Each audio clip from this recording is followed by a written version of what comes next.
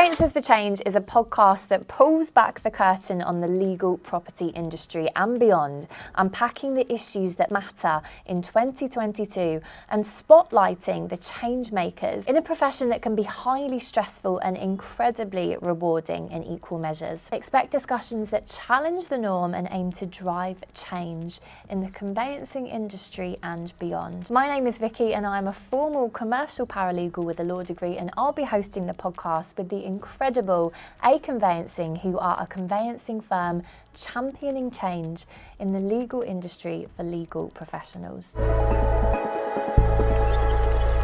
The pandemic pushed thousands of companies to enable remote and flexible working opportunities for staff. Even the most rigid and traditional office-based only firms and companies were forced into the Zoom or Microsoft Teams meetings lifestyle. Now that people have had a taste of the working from home lifestyle with positive results on employee well-being and job performance, employees aren't really that keen on returning to a 5-day-a-week office job. In the legal world, 2/3 of UK lawyers say remote working has had a positive impact on their well-being.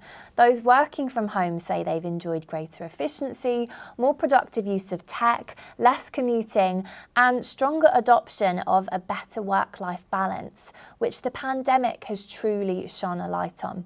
In fact, research says that almost 1/3 of senior lawyers suggested they would leave their firm within the next 2 years if more flexibility could not be arranged. So in order for companies and firms to retain their staff, they're having to adapt and offer flexibility. On today's podcast episode, we're talking about how companies and firms can continue to better support their staff who choose to work from home from both a performance and, most importantly, a mental health perspective.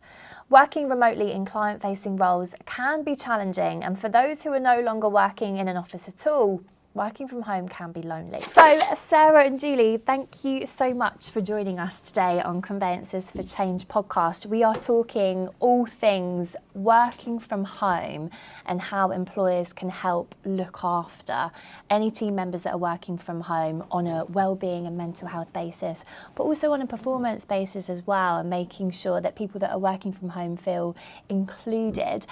So I'd love to start, if you both wouldn't mind, just introducing yourselves to our listeners and just explaining a little bit about what it is that you do. Julie, if you'd like to start. Okay, hello. So my name is Julie Hedge and I work for a law firm called Shoesmiths. We're a national law firm. I work in their dispute resolution and litigation division. I've been with the company since January 2020 and worked for them for literally 7 weeks before lockdown happened. Oh, so the majority of my career with Shoesmiths has actually been through lockdown, through working from home and having to adjust to that. In addition to working for Shoesmiths, I'm also a on their mental health committee, which means I'm a mental health ambassador. So I work closely with the other mental health champions regionally as well, in terms of working on initiatives, just being that support.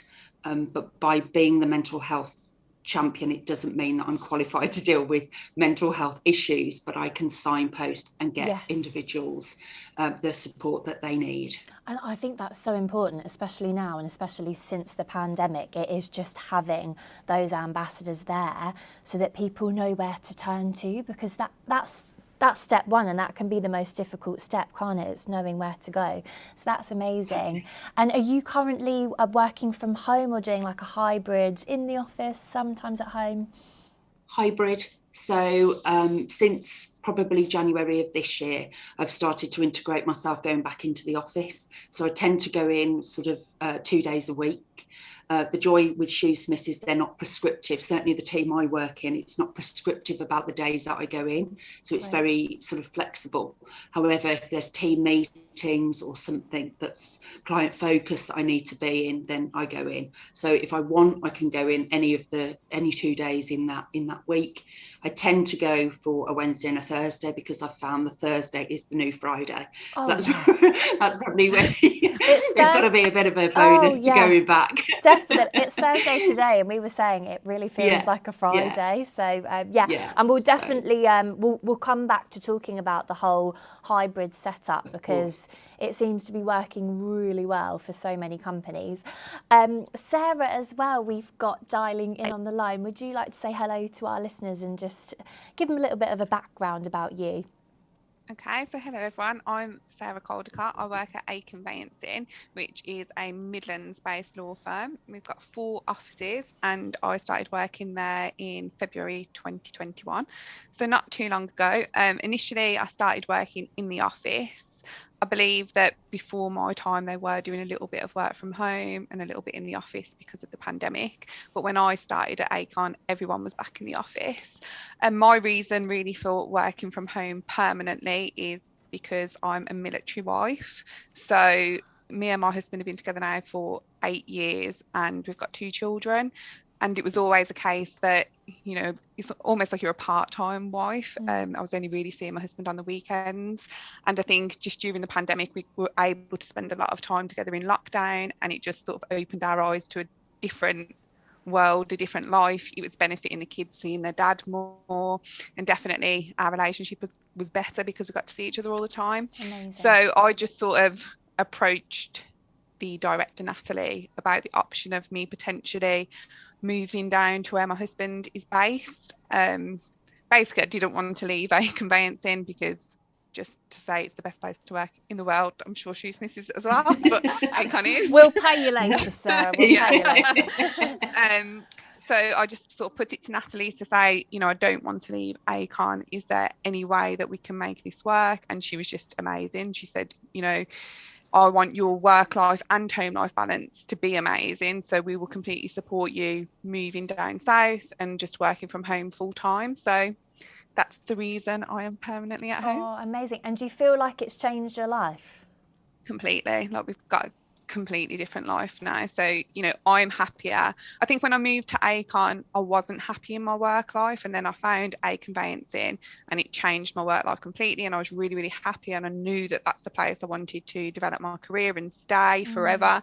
But my home life just wasn't up there because we were missing, you know, my husband, kids' dad, they were missing him really bad. So I just didn't have that right balance. But now I just feel like I've got the perfect balance.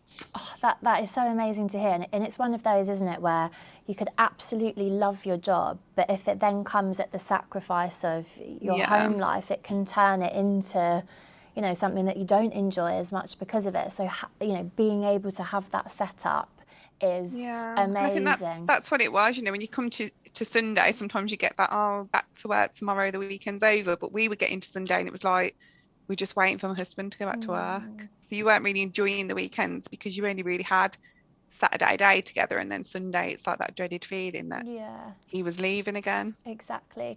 And I think, you know, the pandemic has shown companies people can work from home. Like, companies have been forced into having to let people work remotely. And I think there's still a lot of companies out there that are quite rigid and they have to have their staff in the office. And the pandemic has proven that working from home works. And in loads of cases, it can actually prove way more beneficial for employees. You know, from a performance perspective, because you probably go to work now and you're like, yes, I love it, I'm going to smash it. And then you've obviously got the balance that you can spend your time with your family as well, which is amazing. Julie, working in a firm within the legal industry, how have you found that, you know, the whole working from home nature since the pandemic? How has that worked in the legal industry?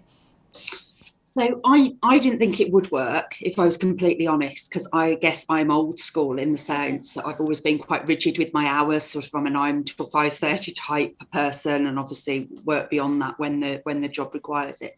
So for me, when I first started the company and then we were told we've got to work from home, and we all thought, see you Easter, we'll see you summer holidays, and then it extended, I was thinking, hang on, how am I going to do this? I was a very paper-based sort of PA in the sense of, you know, I had everything was written down, I had hard copy files, and then all of a sudden it was that was sort of taken away and we had to work from home and adjust.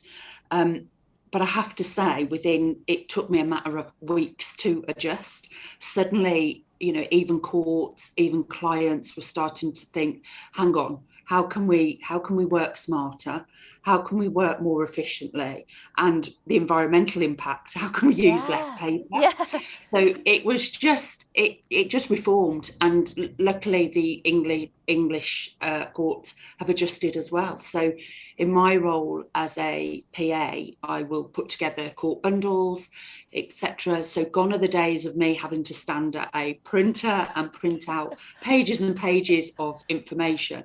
We can all do it electronically. The courts are accepting court documents electronically. So it has just transformed, I think, the legal industry.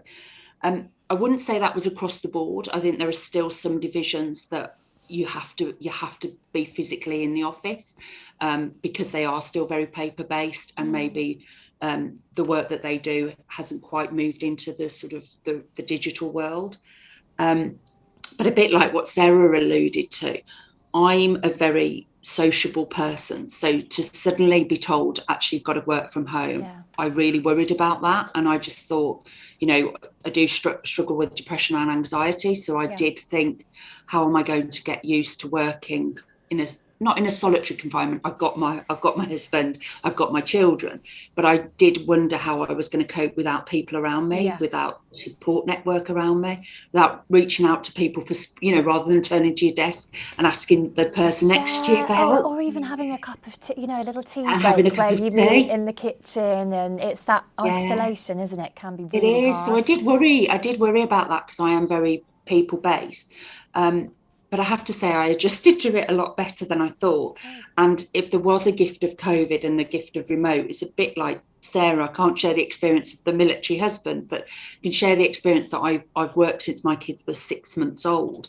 And, it's an awful thing to say, but I probably wasn't present. So they'd finish school or they'd finish nursery, they'd be in childcare or they'd be with their grandparents.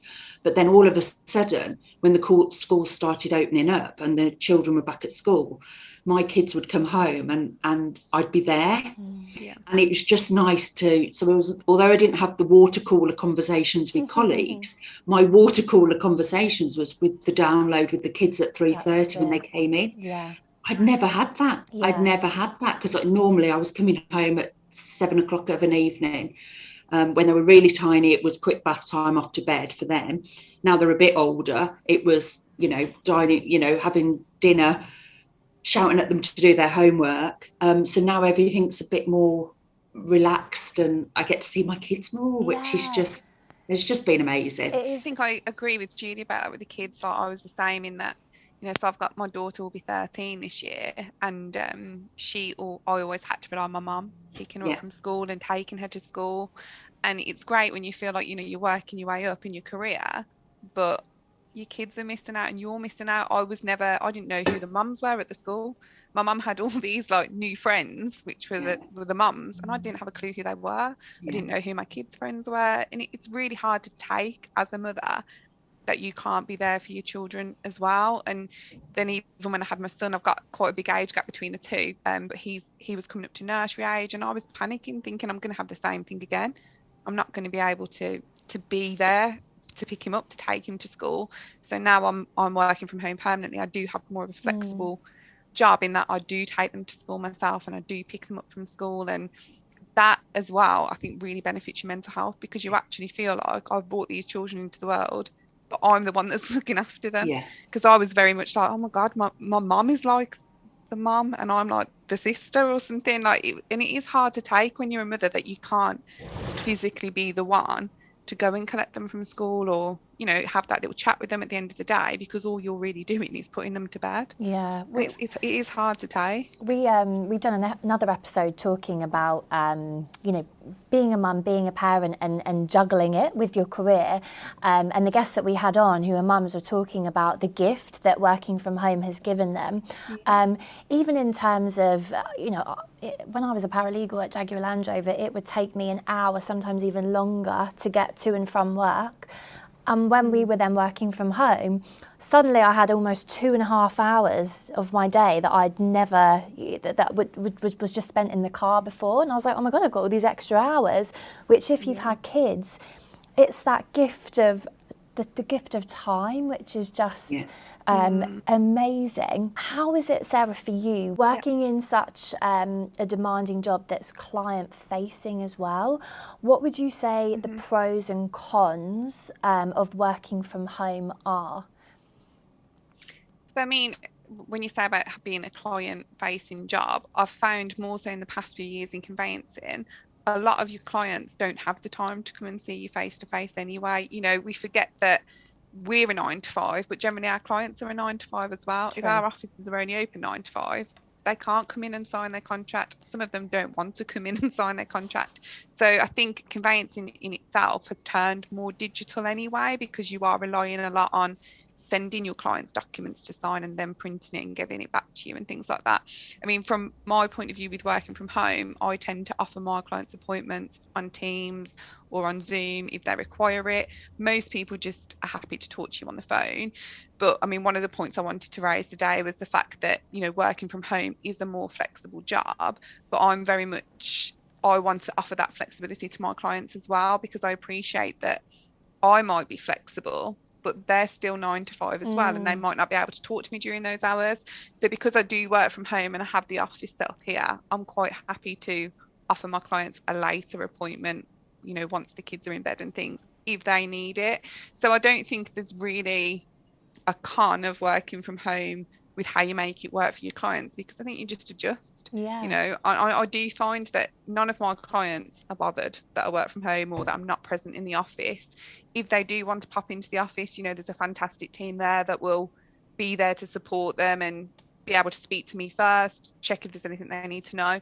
But most of my clients are just happy to talk to me on the phone or have that face-to-face like we are today on Zoom. You know, it's amazing technology really to keep people connected wherever they are in the world. We can just have this you know, little video chat, and clients are happy with that. So exactly. I don't see that there's any particular I think it's just a benefit really, rather than it's not negative towards the clients at all. And none of my clients have ever said, oh, I'm fuming that Sarah's not in the office and I can't come in and see her, because you've got other options. There's different alternatives to still see people over the internet. And how about for you personally, because Julie touched on it earlier, that fear of feeling lonely and isolated because you work from home permanently.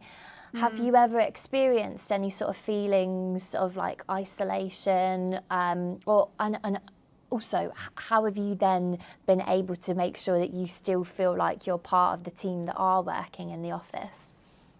So I think I've mainly felt really isolated back in September when we were dealing with the stamp duty holiday.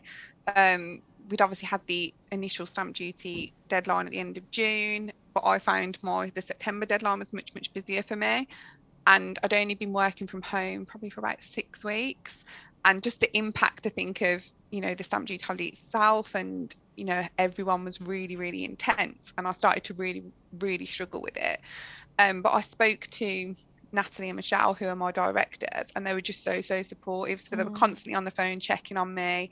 And then I actually got a couple of days off after the stamp duty holiday finished, just to sort of have that time to get a grip of myself. Basically, I'm not ashamed to say I was having a bit of a wobble, as we all do. But they gave me that time that I needed. You know, they looked after my clients for me for a couple of days, so I felt like I had that support. But I won't lie and say I didn't miss the office environment in September purely because of how intense it was. It was an unusual situation with the stamp duty holiday anyway, but I did miss just being able to turn to my colleague and, you know, someone making me a cup of tea and, you know, giving me a cuddle and telling me it was going to be okay. Obviously I have my husband to do that, but it's nice when people are working with you that understand the job. So, you know, I wanted someone to tell me, not being a drama queen is actually really hard at the moment. And because I didn't have that physical presence, I did find it hard then. But, you know, I do have Natalie and Michelle are always checking in on me, as I work as part of the Shirley team. So the Shirley girls were always on the phone to me anyway, and never don't feel like I'm part of the team. I said to you earlier how I do go back in school holidays and I'll work from the office for a couple of days. Yes. So every 6 to 7 weeks, I'm in the office for a couple of days to see everyone. This weekend we're going to go out partying together. So Love it. I always feel like I'm still part of the team. I wouldn't let them forget about me. Yeah. So it sounds like then you've got a really supportive team who, given your sort of change of circumstances working permanently from home, they're like, right, we're going to make an active effort to make sure that you always feel like I think part of the team. Working from home permanently would only works if you've got that support. If you true. work for a firm that really, haven't got the time, or that they're not that bothered because you're effectively just a number, you are going to really struggle. Yeah. I think you have to have a really supportive team behind you to be able to work from home. Yeah. Julie, Shoesmiths is obviously quite a large firm with lots of staff, lots of different offices. What have they done to, make sure that their staff's well-being is cared for and protected, whilst working from home? So I think, again, initially when we were all sort of sent home and put into lockdown, I think I'm in a fortunate position that I've got a loving family, I've got, a nice house, I've got a safe environment. But I think what COVID taught us is not everybody has got that environment. So not everybody has got that safe place, that their home isn't necessarily a safe place.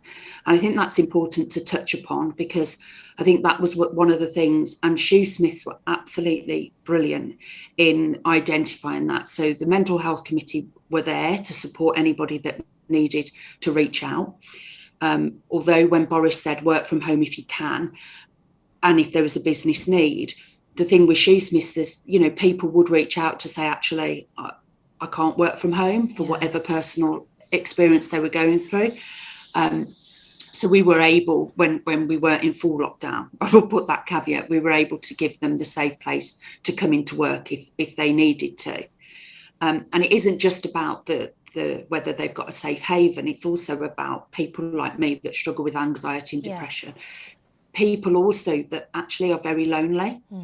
We attribute loneliness to probably an older generation, but there are people in our workplace, and probably in your workplace too, Sarah, that maybe aren't married, maybe don't have a partner, maybe their families live far away, and all of a sudden lockdown made them feel isolated, that they weren't with their colleagues, they couldn't see their family. So that opened up a whole world of mental health issues to deal with. In terms of Shoesmiths, they just encouraged us all to jump onto Teams, have those linking in, have those meetings. I work with a national PA cohort of about 10.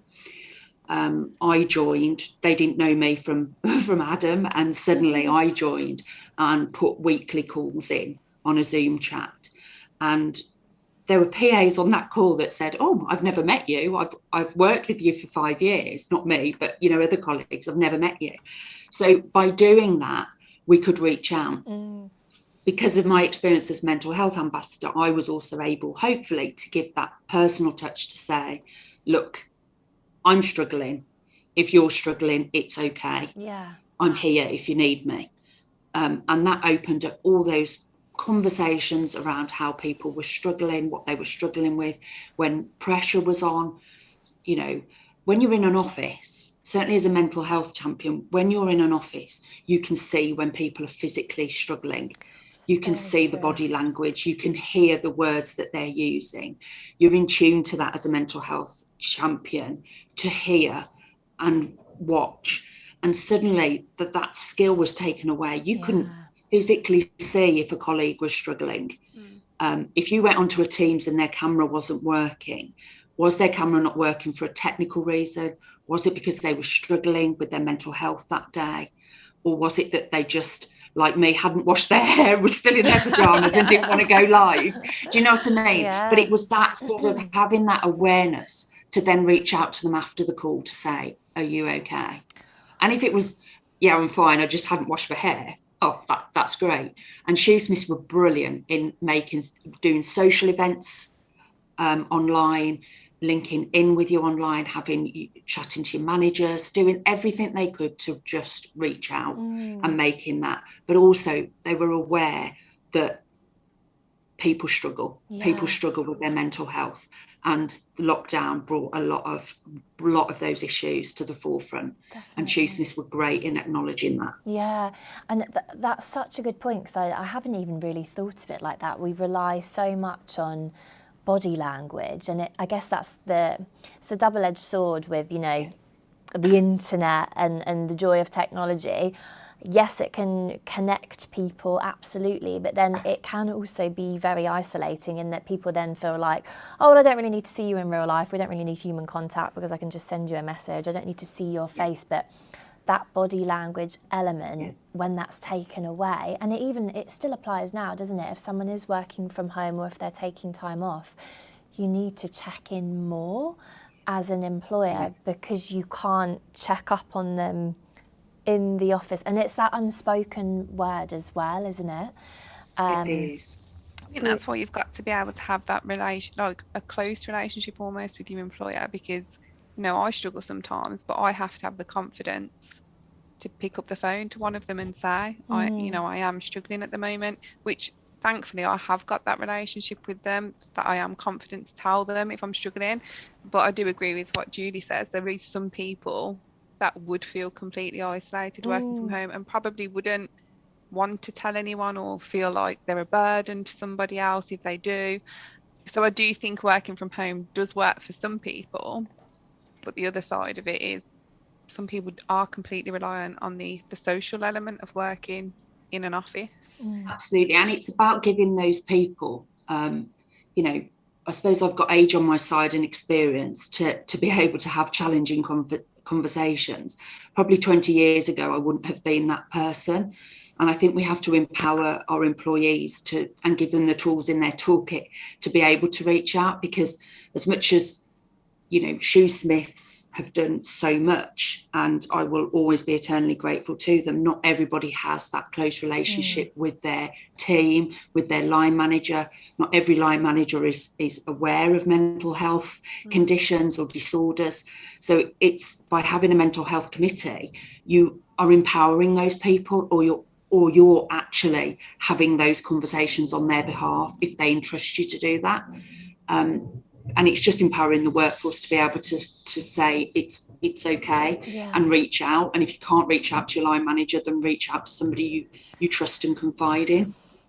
And it also shows the importance, doesn't it, of, especially for people that are in those leadership roles that have teams, get to know your team on a more personal level, and, you know, their home life setup, so that you then understand why they require flexibility. You know, obviously for you, Sarah, you've got justification for, this is my, you know, home life setup. It's not the same as everyone else's, so I do require something a bit different. So it's one of these, isn't it? If you do lead a team, get to know your team, you know, because it's their story, and then you know what to look out for as well, and you know the questions to ask.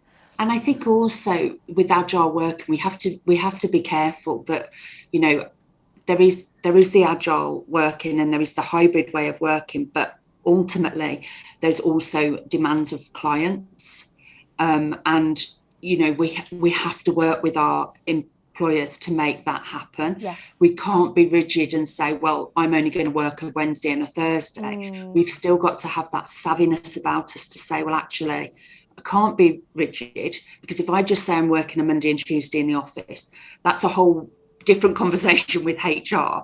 But that's about saying I've got to be aware of what my clients want, what our clients want, and I need to be that flexible. Yeah. Yes, it's wonderful having agile, but again, we have to realise that there's still a job to be done, and there'll still be needs. And like Sarah said, you know, now, I mean, the time we're saving on travelling and for clients, it's nice now that we can say to a client, well, we can either meet face to face, or we can do it on Teams. And you're giving that power back to the client to say, well, actually, I don't actually want to get the tube in rush hour and travel all the way to Birmingham to see you. Do you mind if we do it on Teams? But equally, we've got an element of clients that we're now all coming out of hibernation, and it needs to be embraced, that we're saying, yeah, do you know what? Yeah. I'd like to see you face to face. Yeah. And that, you know, for me personally, I think that's lovely. I was in our London office yesterday, and it was just lovely to see the buzz of London. But equally, it's lovely to be back in Birmingham and see the buzz and just see people. Yeah. But it's having that flexibility to be able to work with your clients and say, what do you need from us? That's it. And it's having the options, like giving the options to your staff, but exactly that then, like meeting halfway, and for teams to be like, okay, how can we give those options to our clients as well to work, you know, the best way that we possibly can.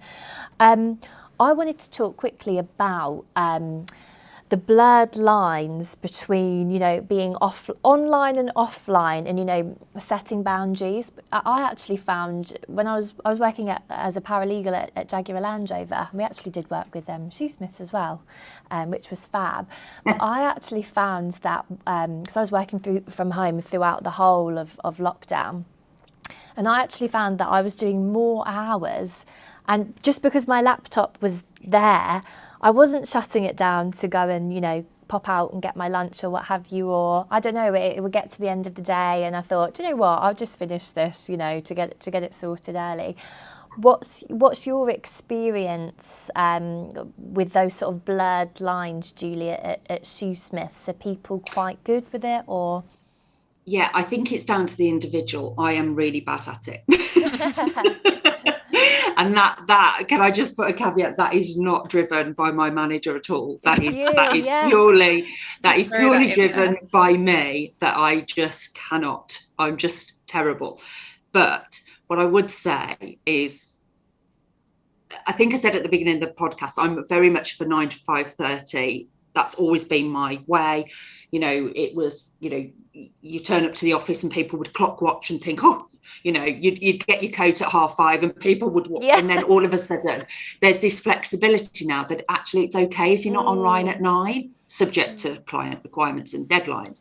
It's okay if you want to take the dog for a walk. It's okay if you want to offset your day. I haven't quite nailed that yet. I will be completely honest with you. I still make sure I'm online at 9. I'm not very good at taking lunch.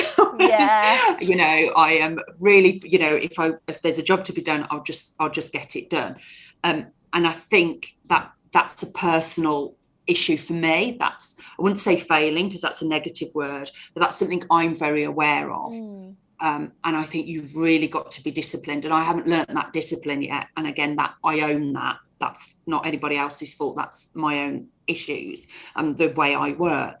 But I think we have to be aware that there is that. Suddenly you're inviting people into your home because you're working from home. Suddenly you are exactly what you've said, Vicky. You're thinking, well, I've never had my dinner. I'm just going to check if somebody's responded to that email and I'll just get on. So there is that. So we have to be mindful that people are probably working longer days in some industries, and because they're in the comfort of their own home, and they're probably thinking, well, do you know what, I'd be on the motorway now, or I'd be on the tube now, or I'd be on the train now. So, you know, at that time I'd be commuting, I'd just do that. I think it's really, really important that we have to just take a break from our desk. No different to, because when we're at work, we've got that distraction, we've got the water cooler, we've got the kitchen to make a drink, you know, go and chat to somebody. And actually at home, we can just shut the door and just be lost in our own world, and we actually forget. You know, I've looked up from my computer and suddenly my kids have walked through the door and I'm thinking, oh, when did that happen? How did that happen? How did that happen? So I do think we have to be very disciplined, and I think managers, I've got an amazing manager who will, you know, tell me no, but I think as managers we have to be aware that is happening. That is happening, and we have to have those positive conversations. Yeah, definitely. It's something that's so important to be mindful about. Absolutely. Sarah, what's your working from home setup, and what advice would you offer to any listeners who do work from home and they're maybe finding it difficult in terms of a performance basis, or, you know, the work-life balance basis? I mean, firstly, I just want to touch on the point that Julie just said. Keyword really is discipline, and you've really got to be disciplined to work from home. You know, it is so easy to do those extra hours because you know, you're in your living room or you're in your dining room and you think, oh, well, I'm not really doing anything for the next 30 minutes, I'll just answer that email. So you have got to be really disciplined. From my own personal experience, as I've said, because I do like school runs and things, I am chipping in and out of my usual office hours to go and drop the kids to school and pick the kids up. So I mean, my normal working day is 8 till 5, but generally I'm online at 7:15 while the kids are eating their breakfast, because I know I'm leaving at 8 o'clock to go and drop them to school, and then I'll leave again. So at the moment my son's only in nursery for morning, so I have to go out at 12 to pick him up, and then I'm out again at 3 or 4, you know, depends on my daughter's clubs and things like that. So I'm working outside of my usual hours, but it's only because I'm making up that time that I've lost in the day. You know, I'm very aware that I'm lucky to be able to work from home, and my employer's putting a lot of trust in me to work from home. That's another key thing I'd say. It's very, very difficult for your employer to be able to monitor what you're actually doing. So there's got to be a massive level of trust between you and your employer for you to even be considered to work from home full time, because they need to ensure that you are actually doing your job. So I think for a performance point of view, you've got to have that trust in your employee to allow them to work from home. And I think for me, because I am so flexible, because my employer allows me to be so flexible, I'm very, very conscious of giving those hours back. So I can't sit and say I am like a standard 9 to 5, but that's purely down to just how my day works itself out, in that I'm aware that I need to give those hours back to my employer and to my clients, because I'm just hopping in and out all day. But yeah, my advice to people really would be, I'd say it's absolutely amazing to work from home, but that's probably because of my own situation with being an army wife and not really seeing my husband prior to this. But it is hard work. It's hard work to effectively manage yourself, manage your time, to make sure that you've got a potential to be burnt out when you work from home, because it is so easy to put in so many extra hours because you think you're helping yourself. Oh, if I do this today, I haven't got to do it tomorrow. But you could be working to 8, 9 o'clock at night and you're still waking up at the same time tomorrow, still doing the same office hours the next day. So you are potentially going to burn yourself out. So I think you've got to be very, very strong-willed to work from home. You've got to be dedicated in your time management. Ensure that you are still working as hard as you were in the office, because you know you haven't got anybody watching you or monitoring you, and just ensure that you don't burn yourself out. You do have to rely on yourself a lot. You've got to effectively be your own manager, you've still got to be like mom, wife, look after your house, do your work, and it is so hard to be able to manage all of that. So I mean, for me personally, it works really, really well for me, but I don't see how it is the option for everyone, because some people just don't have that in them anyway to manage their own time effectively. That's it. I think it's such a personal thing. I love what you said about the trust element as well, and it goes back to Julie's point earlier, where you know, it's sort of like, yes, as employees we want the flexibility, but it's got to be that two-way street. Like, you've obviously got to be trusted, you know, by your employer, you know, and then you can reap the benefits of the flexibility. It's that two-way street. And I'd really like to end by talking about, because both of you, it sounds like you were fairly new starters, and then the pandemic hit, and then you had to, you know, be onboarded to a new company on your own, working from home. How can we, because I guess a lot of companies still are offering the working from home option, how can companies support new starters that do have that working from home option, Julie? So I think the onboarding piece is really important. And funnily enough, I was talking to a couple of people about that yesterday. And I think, you know, that is something that you know, I want to raise sort of in a platform with Shoesmiths about what onboarding looks like. Because, you know, I'm a visual learner as well. So when I was onboarded, I was lucky. I met my boss. in person. We went for lunch. You know, she was able to explain the structure of the company, how it worked. You know, we had buddies that, you know, had another PA that was in another team, but she was my buddy for those 7 weeks. I could visualize people when they were working on systems. I could see what they were doing. I could peer over their shoulder to say, how does that work? You know, make a nuisance of myself in that respect. But suddenly we've moved into a world where people are being onboarded virtually, and it doesn't necessarily work. It saves time and travel, but it doesn't necessarily work because you're missing the human element, for one.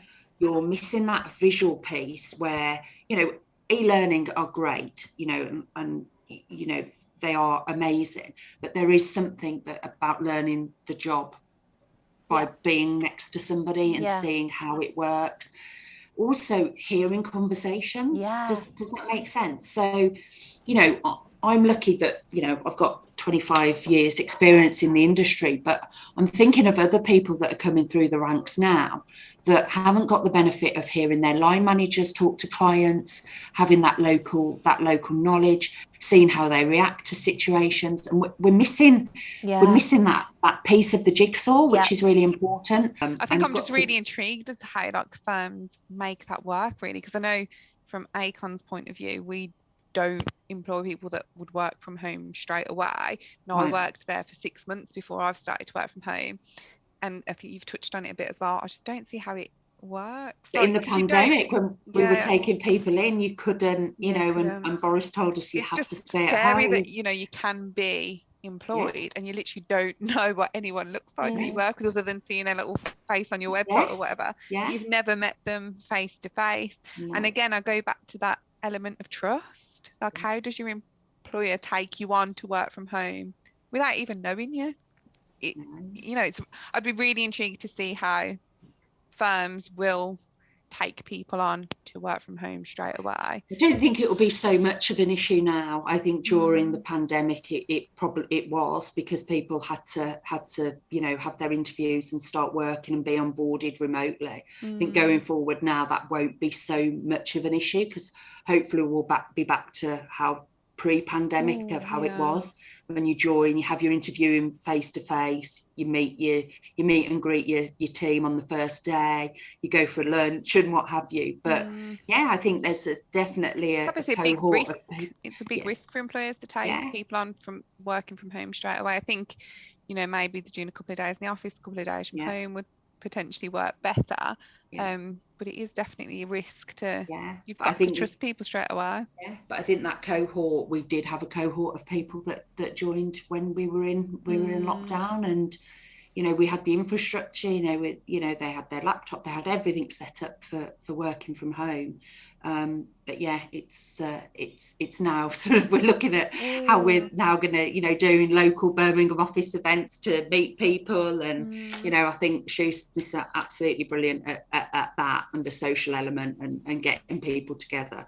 But the onboarding piece, we need to just, like you said, we just need to do something so people feel involved, and they know who they're working for and their team. It's really important to be able to all get together and you know what everyone looks like. So scary when, you know, someone rings you and their name pops up on your phone and you think, I don't know who are you? Like, it's lovely to see your name, but can I please see what you look like? And you know, it's so important to be able to have that social element with the people you work with, because you spend the majority of your life with your work colleagues. And I love how Acon we're like a family. You know, our kids are very heavily involved in Acon.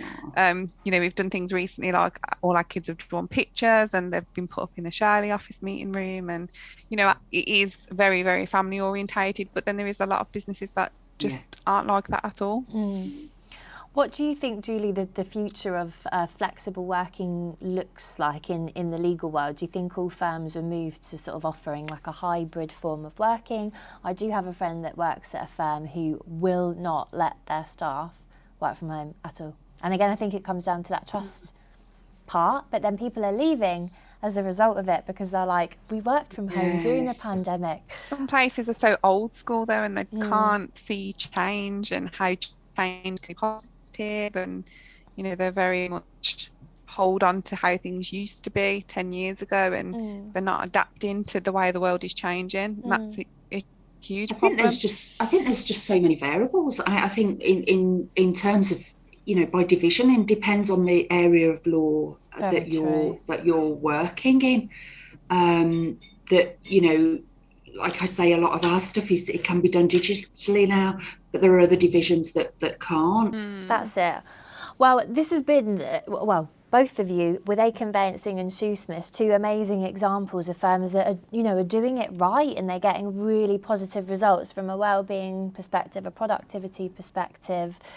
This has been such a fab chat. Thank you so much for joining us today. Have you enjoyed it? Thank you. I've loved it. Thank you for your time. I mean, thank you, and thank you for giving me and Sarah the platform to talk about remote working, talk about mental health, and actually to fly the flag for our respective companies. I mean, for me, thank you to Aconveyancing for making me a part of this. So yeah, I am really grateful to you. So yeah, and hopefully we've flown the flag well for everything that our employers are doing for us. So it was so nice to meet you, personal thank Julie. you from me.